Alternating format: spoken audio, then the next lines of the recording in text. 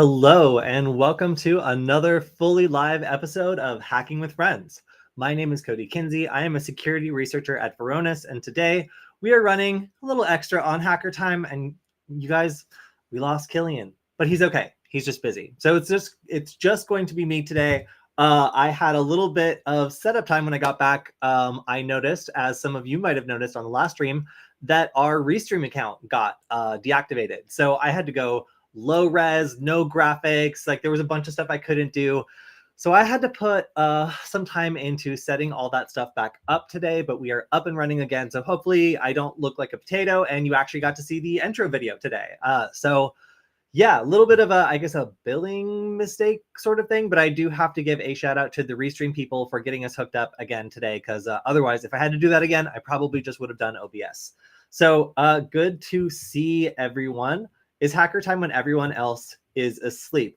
For me, probably yes. I really like late night coffee shops. So you can typically find me at like a coffee shop at like 2 or 3 in the morning doing some of my finest work, while everybody who has to understand it in the morning is sound asleep.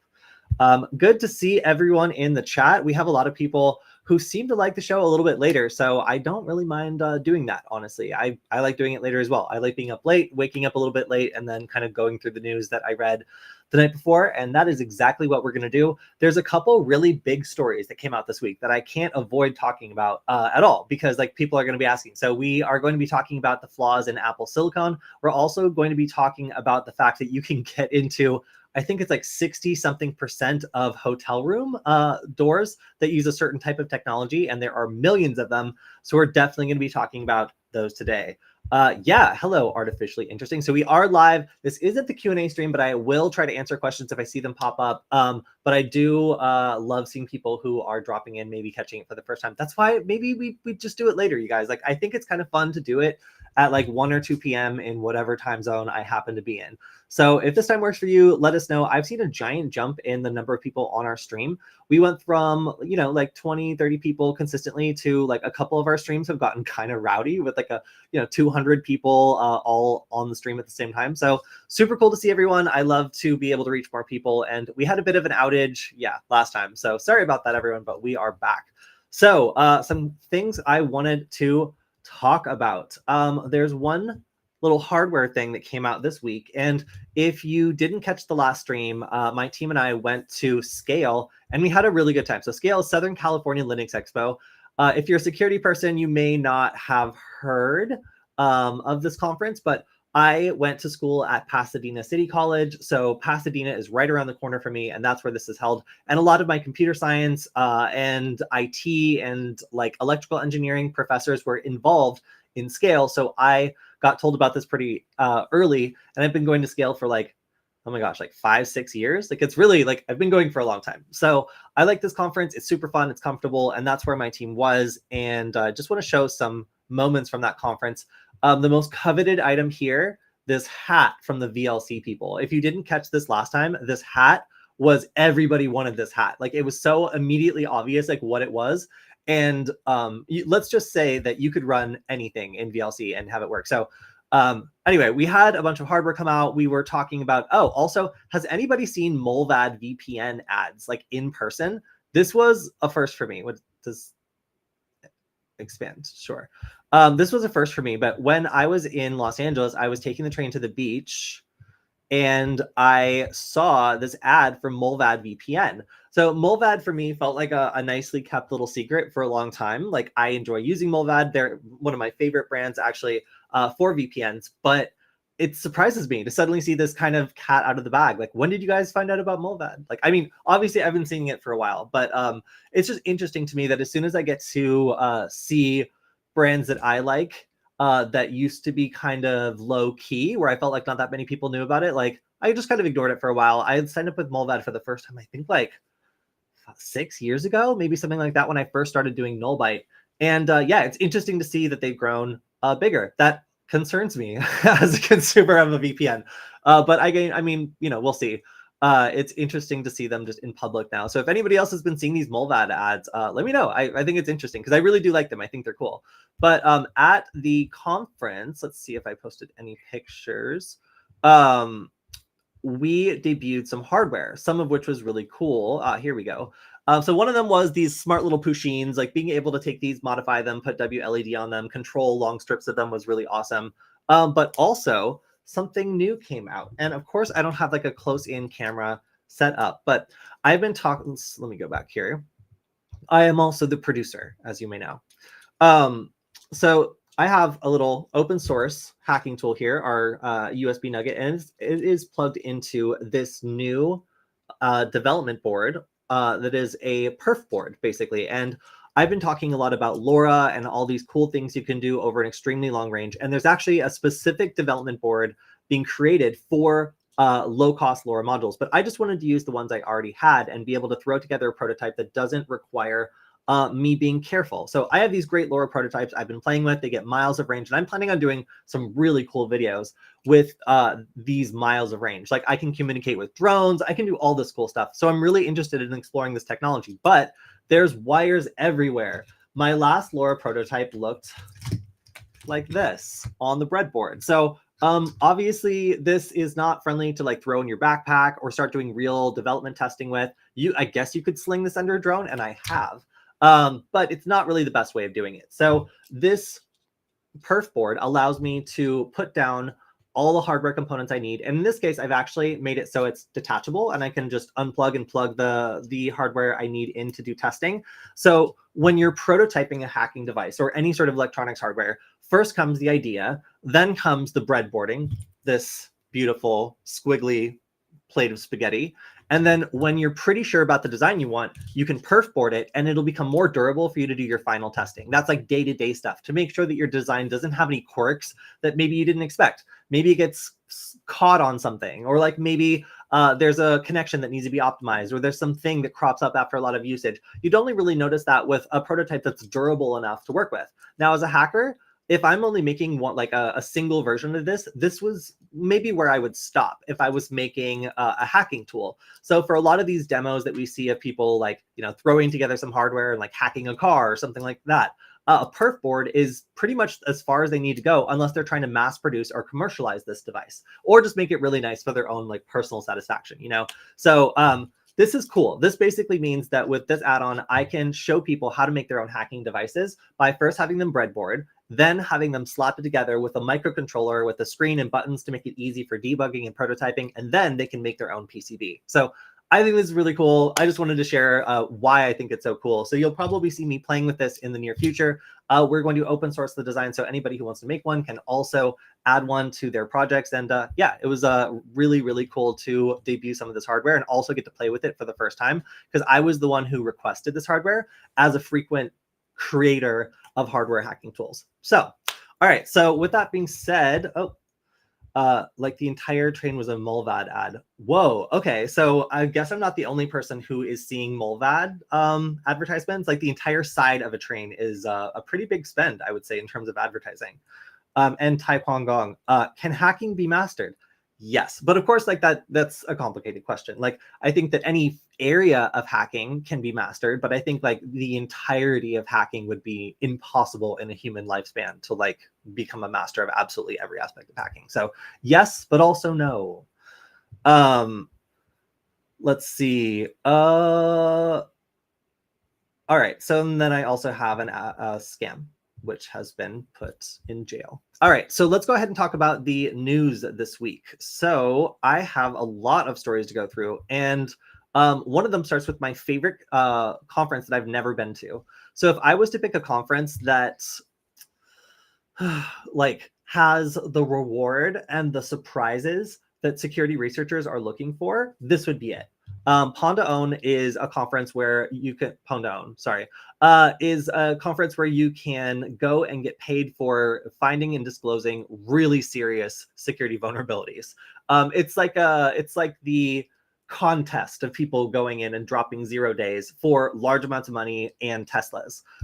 There were a lot of them dropped this year, but there's frankly a lot dropped every year. And that's why for 0 day vulnerabilities, if you're looking for a bunch of smart people doing some of the dirtiest exploits to, brands that then this is the conference to check out. So I fully intend to find a way to go to this conference within the next couple of years, just because of how much news comes out of it.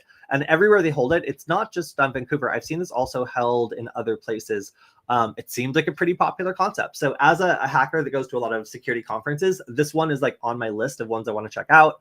But yeah, lots of vulnerabilities disclosed, some of them in Firefox, 2 of them specifically in Firefox, which were patched the next day, which is awesome. And also they won a $100,000 reward. So yeah, of all the arenas to ethically disclose research for recognition and also like a great bug bounty most times, this stands out as a conference that is really friendly towards people who have traditionally maybe had to compete with, I guess, like the black market in terms of like where you go to with your security vulnerabilities or your security research when vendors aren't willing to pay. So really cool event. Definitely check out more if you want to see the kinds of vulnerabilities that are disclosed at these events. But I just wanted to make anyone who, if you might have heard of DEF CON, you might have heard of Black Hat or RSAC, the RSA Security Conference, but these sorts of slightly smaller ones that have a lot of hard-hitting research, to me as a researcher, these are the ones I'm really interested in checking out more. All right, so we've seen a lot of these lately. The like marketplaces that are hosted in Europe, they're some of them are just called like Crime Market, like very literally. That was the German one, I believe, was Crime Market, and that was hosted relatively recently. Yes, Crime Market. So a lot of these European crime platforms seem like both very straightforward in terms of like how they are marketing themselves and branding themselves, and then also increasingly taken over or monitored by police agencies who infiltrate and then start pursuing arrests of individual sellers and buyers on the marketplace. So this is Nemesis Market. So this particular one was, I believe, hosted in Latvia. Yeah, no, sorry, Lithuania. So this was a marketplace that did have some restrictions on what they were willing to sell. It's kind of interesting because, like, in the eyes of police, like if you're, trafficking illegal narcotics, stolen credit card data, and cybercrime services, do they really care that you've set like certain? Oh yeah, that you've drawn the line at contract killing services and weapons. So I don't know. It's kind of funny to try to position yourself as the cybercrime market with a heart of gold, but whatever. Like, yeah, there's marketing to be done. Like if this is like virtue signaling, like crime marketing, then who am I to say that it didn't work?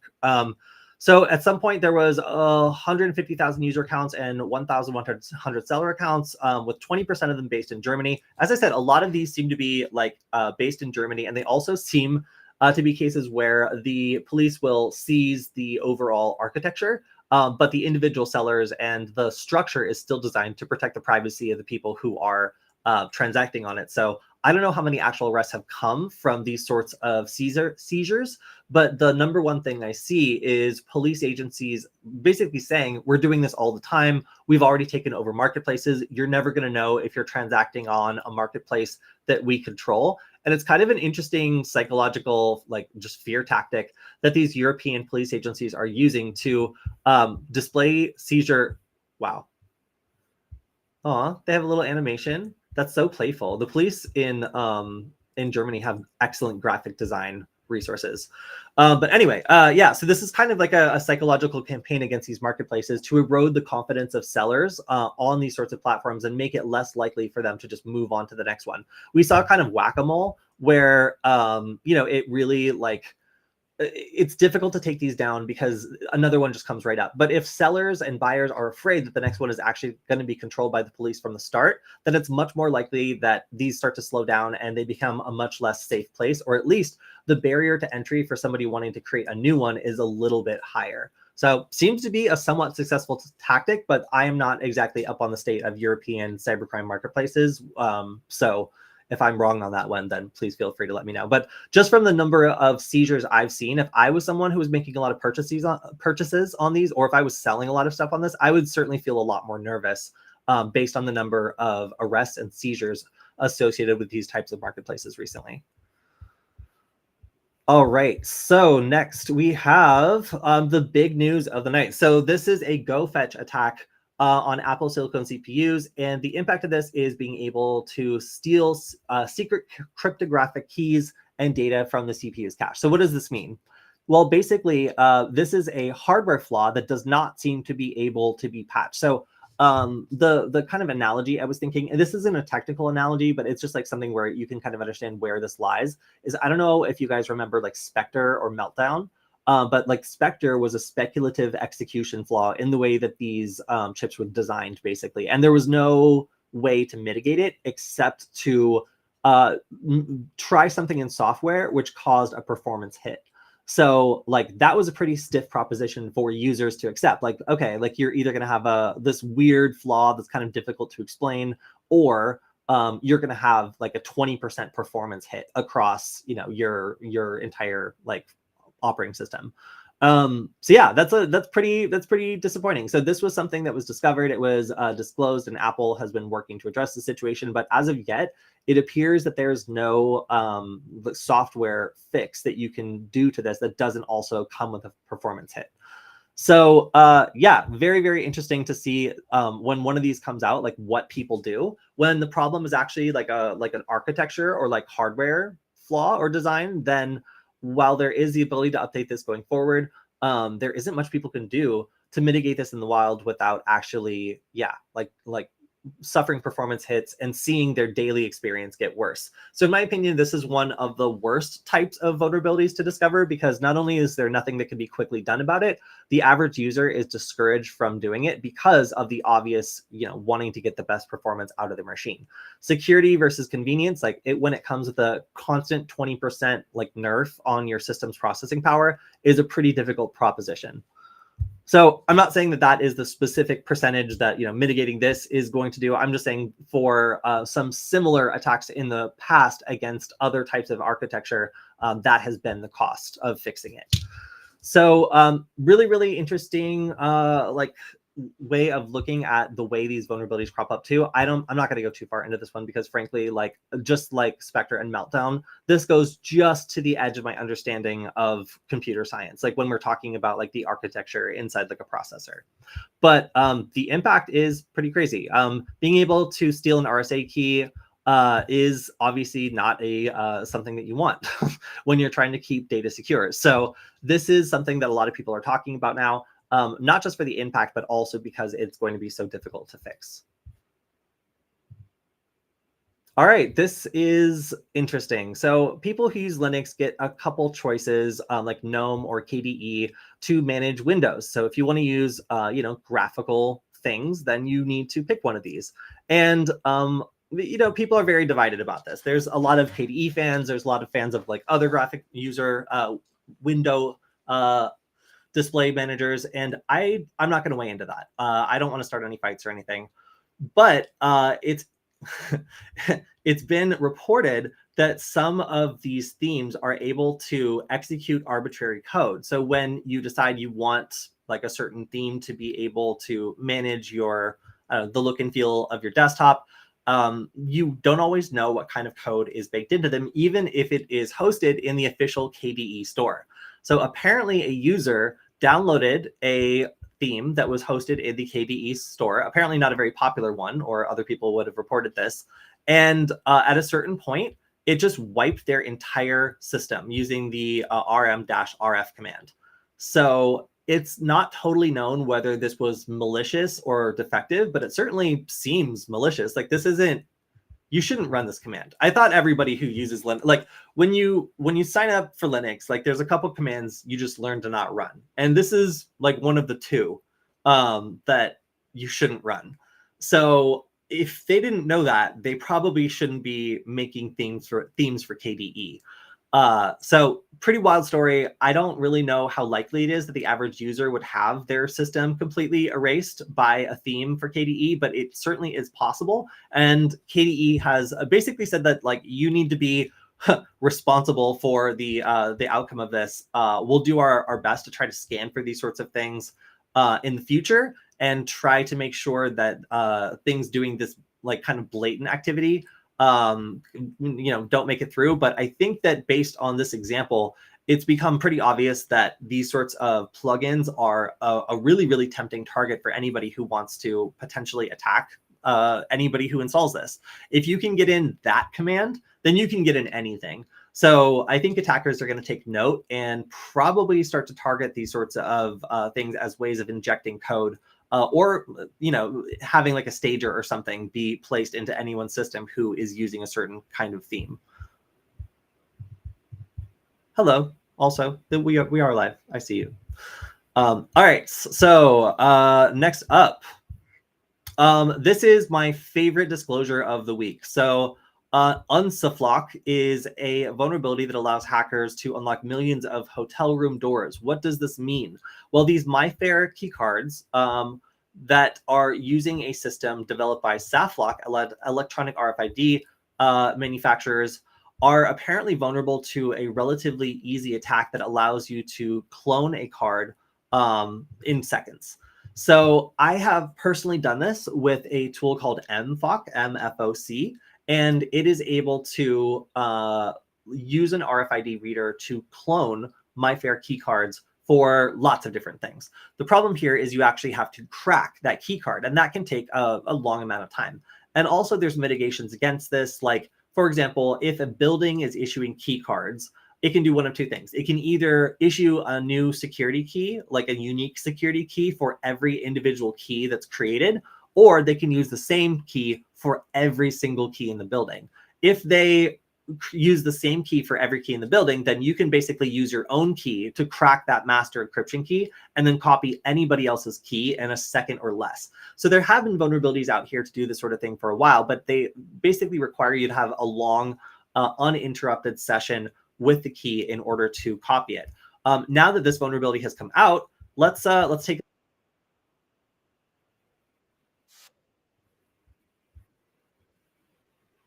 All right, so this is the original key. Oh no, wait, sorry, that is a key that does not open the door.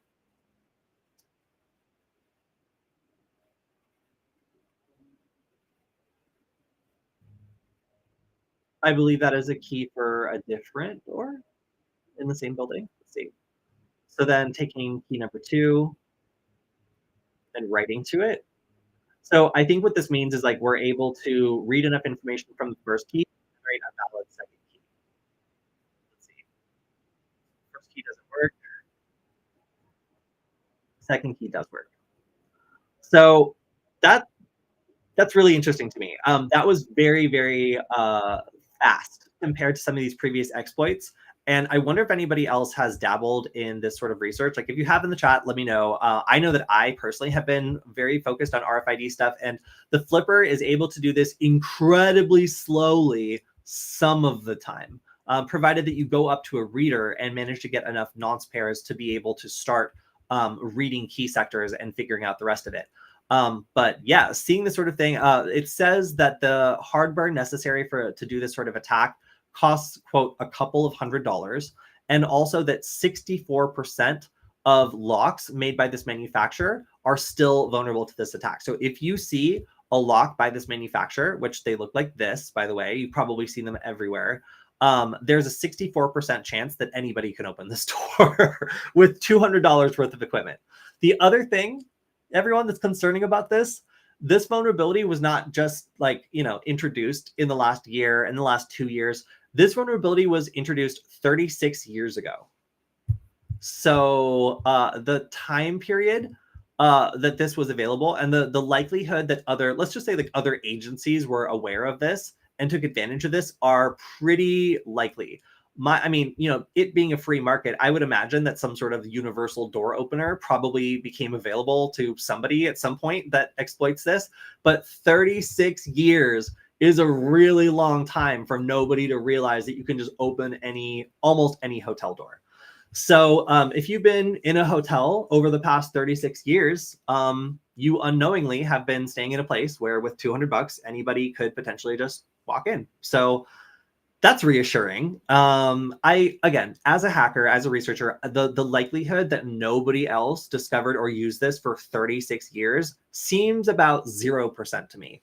So yeah, I would just say that of all the types of flaws that people would like find and like absolutely not turn into the manufacturer, like this is probably one where most people who found this would probably quietly start a company that just sells some sort of like device that like exploits this like to police or whatever. Anyway, that's the end of my summary on this. But I just thought that this was like, for one, because of the duration of how long this vulnerability has been there, and for two, the fact that it probably affects every single person in this chat who's stayed in a hotel in the last 36 years.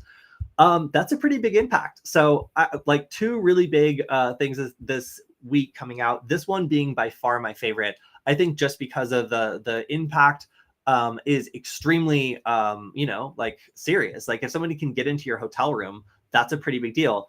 The fact that it is still 64% unpatched and has been going on for 30 plus years, like that to me is a pretty wild up and down in terms of a cyber story. So sorry to let you know. James says, there was an FBI dude in a YouTube video claiming to have something like this, although I think he oversold its capabilities. Yeah, like I think that if you wanted to make money on a vulnerability like this, like you have two options. You go to Pwn to Own and you make like $100,000, or you quietly create a security consulting company that the FBI licenses your technology for the next several years to do raids on hotel rooms or something. I don't know.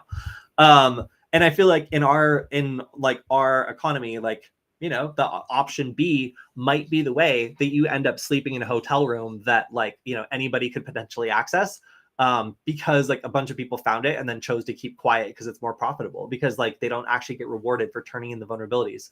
It's getting better, I think, but this is an argument I've been making for a long time in terms of how we need to incentivize hackers and researchers to turn their stuff in and get appropriately rewarded, when the alternative is either blatant cybercrime, like NSO Group, or creating something that's technically a crime, but only if people who aren't the government do it. I don't know. I don't know. All right. So next up, we have I would describe this as business email compromise attack against the Spa Grand Prix. What happened here is the organization had an email compromise. They had somebody be able to impersonate them while sending emails, and they immediately used it, not on other businesses to send invoices the way we typically do see with business email compromise. They emailed all of the fans, promising them vouchers in exchange for signing up and linking their accounts. So that seems like maybe it was a pretty effective attack. So this is a well-known organization. They obviously have a lot of people paying attention to it. So being able to email everybody who is interested in this event and try to get them to engage in the scam is a pretty brazen attack. They claim that their website, spagrandprix.com, was not impacted, which seems reasonable. Most of the time it would just be, an email compromise and no further than that, if that's the only thing that was exposed. But being able to pour through email often leads to finding secrets and other information about who might be able to get further into the system. So, that's not super encouraging. But yeah, the scam was a $50 voucher, or sorry, €50 voucher for purchasing tickets. And I honestly would have made it juicier than that, but maybe that was just the right amount to entice people into wanting to go to it. So yeah, being able to steal people's banking information just from accessing the organization's email address is pretty impactful. I have to say, as a brazen way of just hitting up everyone's customers, posing as them, and having them buy tickets for an expensive event at a understandable or reasonable discount. While the infrastructure here was probably shut down pretty quickly, this has the hallmarks of a pretty successful business email compromise attack. All right, moving along. This is an interesting attack that allows you to create an infinite loop at the application layer protocol, I believe it was, that impacts still 300,000 online devices. So these are mostly devices that have not been upgraded. So these are older protocols that contain flaws that make it so you can use a single host to create an infinite loop and create tons and tons of traffic in the process. So if two application servers have a vulnerable implementation of said protocol, an attacker can initiate a communication with the first server, spoofing the network address of the second server. So the way this attack works is I send a packet to one server that is pretending to be from the second server. And as soon as that's received, it creates an infinite feedback loop where it then messages the other computer who's like, oh, no, you called me. No, you called me. And they basically go back and forth between each other, trying to figure out who called who forever. This consumes resources and also makes it so the servers are unable to respond to normal traffic, effectively taking them offline. So by using spoofing, you can create these conversations with any vulnerable server and basically pair them off to the point that you can take sections of a network offline or create a denial of service attack and also exhaust system resources all in one transaction. Pretty clever, right? So this, again, mostly impacts systems that have not been updated. Most of these attacks have been fixed. So yeah, like while this is a very interesting attack, like if you were doing like my friend is a CTF where they simulate being under attack by a ATP. So it's basically like a government agency tasks some of their like dirtiest computer people to attack these like literal like computer science students, like terrible architecture, or infrastructure, which is given to them beforehand in awful condition. So the challenge is like the students have to like patch everything really quickly and try to deploy like open source like firewall rules and other things to try to like keep these people out. And the students always lose, but that's the point, you know, like you deploy some of the best people in the world against like a bunch of amateurs and like kind of see what happens. It's cool. Like this is the kind of thing that they would be saddled with where like they would get a bunch of systems all vulnerable to this. So as soon as they got everything up and running, like, you know, the APT would be able to take half of their systems offline by pairing them with each other and then like exhausting the resources of their limited servers by like creating voluminous conversations that waste tons and tons and tons of data and time. So yeah, real world impacts. Like, so you can expect to see these crop up in real attacks, I would imagine, as taking important systems offline is always a priority of attackers. I have mixed feelings about this one. So GitHub has now gone a step further from push protection, which was making sure that you're not accidentally sending secrets out with your GitHub pushes, and is now also taking on the responsibility of attempting to fix security vulnerabilities. So I was complaining recently that GitHub doesn't do enough about this. Like, in fact, it's still AI isn't doing enough about this. It's still difficult sometimes to get ChatGPT to look at code and try to spot vulnerabilities because that could be malicious research, you know, like you could be looking to attack that code. So it has like a weird dual ethical responsibility to both like answer you and then also not enable attacks that make it really, really difficult for this sort of thing. So it looks like GitHub is now implementing a version of this that is not ethically conflicted about scanning code for vulnerability. So the hacker side of me is like, oh, okay, so now if I just take someone else's code and paste it in here, maybe I can use the suggested fixes to figure out what types of vulnerabilities are in other code. So I was like, yes, cool, that's interesting. But also for my own code, I can have it take a look at the vulnerability and propose a fix. Now, I might not understand that fix. That fix could change the fundamental layout of my code. It could make other problems that can't be anticipated or create bugs that are difficult to fix. There's lots of problems with having another programmer looking over your shoulder and proposing fixes when they might not understand the full context of your code or what you're trying to do. So while I appreciate this, and I think that it is one of the better applications of AI, I'm a little concerned. My hacker side is like, great, I can hack other people's code. There's no issue here. But my software developer side is saying like, okay, so now I have like a security person inserting themselves into my code, a security AI inserting themselves into my code and giving me suggestions that they might not understand the impact of or have any responsibility to fix down the line. So like if they suggest a bunch of stuff and it like breaks other things or creates another issue, or even worse, doesn't fully mitigate the issue, I can feel like I'm like patting myself on the back. I'm like, oh, I'm so good at security. I fixed all these vulnerabilities, when in fact the AI incompletely patches these or doesn't fully understand what the problem is and like proposes something that doesn't really fix it. So my concern is like a false sense of confidence where this thing is going to like potentially propose fixes that don't actually fix the problem or create new problems down the line. And that's why having like security competency, I don't think we can replace that with AI yet. But I mean, screw it, let's try, right? Like that's what GitHub is doing. So if you are someone that likes to analyze code for vulnerabilities, guess what? This is now in public beta. And if you are somebody who is hoping to improve your own programming from this, guess what? You might have bugs inserted into your code.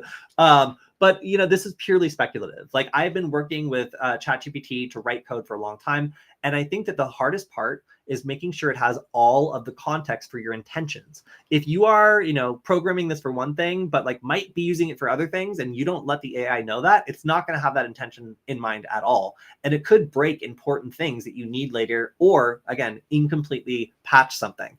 So yeah, I'm a little concerned that like with like GitHub proposing bug fixes and like nobody being there to actually validate if it fully fixes the problem, that we might be creating a situation where like developers feel like they're fixing things and they're not. And they basically have a list of all these things that they're counting as accomplishments that were fixed that actually really need to be validated by a real security professional.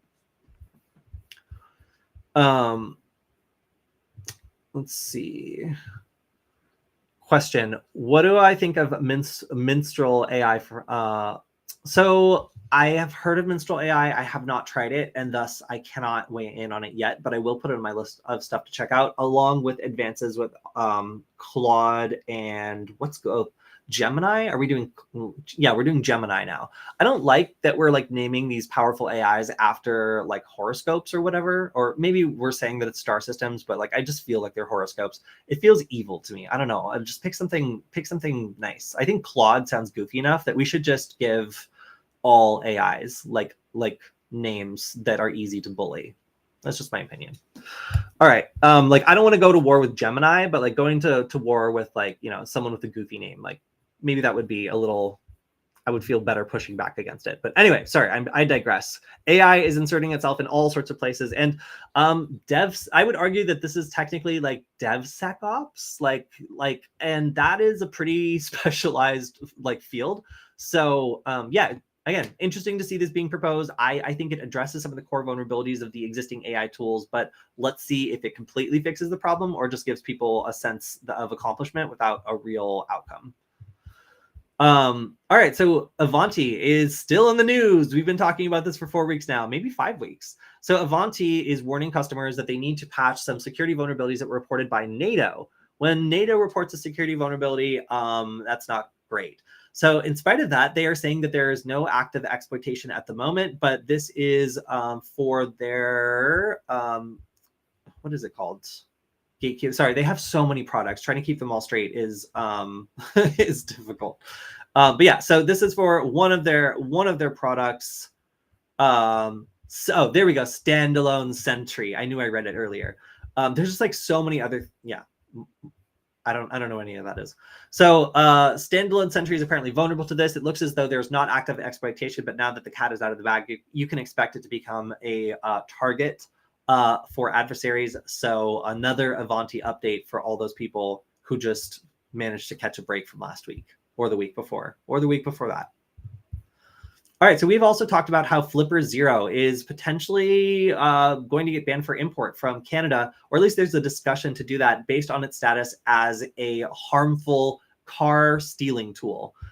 These sorts of attacks are much more sophisticated than Flipper is capable of doing. While there are some sorts of attacks you can stage with a Flipper against a vehicle, they typically require a lot of work or are not practical for attackers. I saw a great demo at DEF CON of somebody unlocking a vehicle with a Flipper, but that had been like captured. Like there was a vulnerability that was being exploited there, that the Flipper was just demonstrating the vulnerability. It wasn't like exploiting the vulnerability per se. So I think that people get confused about that. There's a distinction to that for me, where it's just like, another tool is doing the work here, but the Flipper is the one that's like, pressing the button because it's visual. Like that makes sense to me. But I think the Canadian officials were just looking at it very literally and did not understand the distinction. So Flipper weighed in here, and the creators of the Flipper Zero were talking about how like these sorts of attacks are actually done by much more expensive devices that are single purpose. And that these sorts of general purpose security devices like the Flipper are essential for improving the state of security, and banning them is not what you want to do. So these are the actual pieces of hardware that you need to steal cars. They're keyless repeaters, and they are man-in-the-middle devices that allow you to get close to a customer's keys that might be hanging on a hook or something and amplify them to unlock the car and leave. So yeah, that is, I mean, something that is a lot more expensive and difficult to do than just running a flipper to like unlock a car from a captured handshake or something like that you've done with another tool. So we'll see how this debate goes, but a lot of people obviously are pretty upset that flippers might be banned in Canada. So we'll see what the outcome of this debate is. So we have another example of misconfigured databases leaking millions and millions of credentials. So cybersecurity researchers discovered 19 million plaintext passwords exposed by misconfigured instances of Firebase. This is Google's platform for hosting databases, cloud computing, and app development. And even though there is a secure sign-in option readily available, a lot of companies were accidentally exposing all this information publicly. So after contacting a lot of these organizations, only 1% of them responded, but roughly, 1% of the owners replied, but 1/4 of the notified site administrators fixed the misconfigurations. That leaves 75%. Unfortunately, I love the screenshot. So unfortunately, like, as they were reporting this vulnerability to people from the company, they they got replies like this from one of the companies that was involved in like leaking all of their customers' like information. So for somebody like actively like allowing universal access to all of their customers' accounts, this is a pretty snotty reply, I have to say. So I don't really I don't really know what like the chicken with the bat means here. But I don't think that this is the way this is supposed to go. So yeah, I don't really know what to say. Like, we see these sorts of problems all the time. Firebase is a very popular service, and often when trying to contact the people who are actually like making their customers very, very vulnerable, security researchers end up getting responses like that. So hopefully that guy didn't actually send the chicken with the bat after the researcher. I hope that that was an empty threat. But yeah, I see these sorts of stories all the time. And just the fact that this is 19 million plain text passwords that are still 75% exposed. Yeah, wow. So the FTC is warning scammers, is warning that scammers are impersonating its employees and reaching out to individuals pretending to be the government. They are typically netting between $3,000 and $7,000 in fake fines and fees and that sort of thing. So yeah, these sorts of like email phishing attacks and other sorts of attacks convincing people they owe money to the government have been around forever, I believe. Just a notable spike in them, as well as the value of the amounts taken from people targeted by these scams.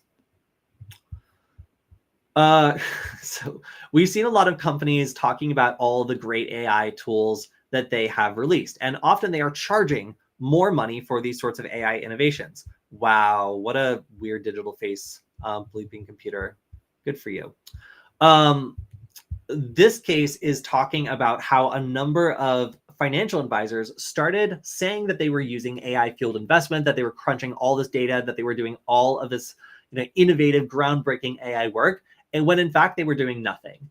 So the Security and Exchange Commission fined them $175,000 and $224,000, plus $400,000 in civil penalties for making completely false statements about the degree to which they were using AI to decide on investments. So it's one of those scams where like they're like, it's the machine, it's an amazing machine, and then they pull back the curtain and it's just like 25 outsourced people like in another country, like doing the work. So yeah, we've seen a lot of companies really trying to sell AI products, and we've also seen some companies lose stock value after a lot of those AI promises ended up not really panning out. I'm not going to name any, but I'm just going to say I was doing some graphic work last night, and I was trying to like insert things and whatever. I was just like, this sucks. Like, this is actually like kind of terrible. So yeah, it is pretty it's pretty cool to actually see some of these companies that were selling literally nothing face consequences for lying about it and charging customers more for AI tools that were not actually AI powered and not actually doing anything. All right, we're almost at the end of the stream, but we have Fujitsu finding malware on their systems. They're confirming some data theft, but they don't know exactly what was stolen yet. And we can expect to see further fallout from this probably on next week's stream. One of those like in progress sorts of attacks where it seems big and the business has acknowledged that they've been hit, but finding out exactly what's going on is still a little difficult here. This is my argument against mechanical keyboards. So another acoustic attack has come out with a 43% average success rate against being able to determine what key someone is typing, even in poor conditions like environments with noise. The louder the keyboard, obviously, the better the success on this. And if you type really weird, it will also break this attack. So if you type like super fast or really irregularly, then it can make it more difficult for this attack to work. But basically, if you're able to capture enough information about keyboard sounds, you can then later on determine which key is being placed with relative accuracy. So if you're trying to, extract or determine like what someone's conversation is about, like the context and kind of fill things in, then this is a pretty effective attack. Like if I'm seeing this as like a ciphertext and I'm able to decrypt 43% of this unknown information just like acoustically, then like that is really, really interesting to me because I can probably reconstruct the rest to be able to get the context of the conversation or understand what's being said. If I'm being used this to get someone's literal password, then the 43% is enough sometimes. But if it's like one of those like high security passwords, like it's not going to be enough for that. Or if it's like a long password, but generally if someone's typing in their password manually, one would assume it would be like words and maybe you could reconstruct that. So I'm not going to totally discount this attack. I will say though, that the solution here is just have a quieter keyboard and this attack doesn't work. That is actually noted by the people in the study. But if you want to see some interesting ways of figuring out what your person with a mechanical keyboard nearby is typing, this actually seems to work relatively well. 43% is pretty good, honestly. So you won't be able to type in their password, but you will be able to see if they're talking about you or what the contents of their email probably would be, just from having access to a microphone in the proximity of their keyboard. That is pretty wild. All right, so we're seeing prison time for a bunch of people involved in cybercrime this week. One of them was the administrator of a stolen account marketplace. Another one of these, I would describe them as like heart of gold marketplaces that only like sells like certain things and like specializes in things that they think are maybe less harmful than, I don't know, murder for hire or whatever. This is after a December guilty plea admitting to running e-routes, which provided access to a number of different organizations who had been compromised. This becomes basically a marketplace for initial access brokers. So people who specialize in getting access into a bunch of random companies, it doesn't really matter. They just spam phishing attacks and whatever. And anybody that they manage to hook, they put on this marketplace for larger cyber criminal organizations to purchase access and then, begin some sort of ransomware campaign or something more profitable, or maybe an espionage campaign if it's a nation state actor. We also see a former telecommunication manager admitting to doing SIM swaps for $1,000 in Bitcoin. So this, honestly, there were a lot of people talking about this on Twitter saying that this person should have gotten more time for this just because people who facilitate SIM swapping attacks have massive impacts on their victims. It basically allows hackers to completely take over their accounts, especially if they use phone-based two-factor authentication. So the scenario here is like, you would wake up one morning and all of your accounts would be compromised at the same time because somebody managed to pay a telecommunications manager to like SIM swap your account in the middle of the night. This was a really popular type of attack that was used against journalists, all sorts of people. And it's something that a lot of people were like, oh, how does this work? Are these hackers such good social engineers that they're able to, trick telecommunications managers like all the time? The answer is no. Like sometimes it is actually an inside job. So this person is getting 5 years for it, but a lot of people have been saying that that is relatively light considering how intense and like specific the impact is on the victims of these sorts of crime. And then finally, we have some of the riskiest cyber criminals. Ransomware affiliates are the ones that actually stick their neck out and run the software, run the campaigns, and are at the highest likelihood of being caught when doing ransomware attacks. The people behind the attacks might be the ransomware developers and also the initial access brokers that maybe don't get in trouble because their role in the attack is less. It's the actual affiliates that are the ones that are getting the intense scrutiny, as they are the ones who are pursuing these campaigns against companies. So they're the ones that set off the ransomware. They're the ones that accept the ransom. And the people who get paid in the background are often the initial access broker for access to the company in the first place, and the ransomware developers for writing the software. So a Russian-Canadian cyber criminal, Mikhail Vasilov, was sentenced to 4 years in prison, which seems a little light, for participating in, quote, thousands of these attacks. This was apparently something that he started doing during the pandemic, and due to the volume of his attacks, was called a cyber terrorist for going after all these companies. In addition to the imprisonment, he's being asked to pay $860,000 in restitution to Canadian victims, but he also then might be extradited to the United States, where he also faces charges. Lockbit has not been doing so great after their run-in with law enforcement, where a lot of their operations were seized or shut down. Since then, they've posted a lot of evidence showing that they're compromising companies, but most of that evidence has been from 2023. So it's unclear as to whether they have any new victims since then.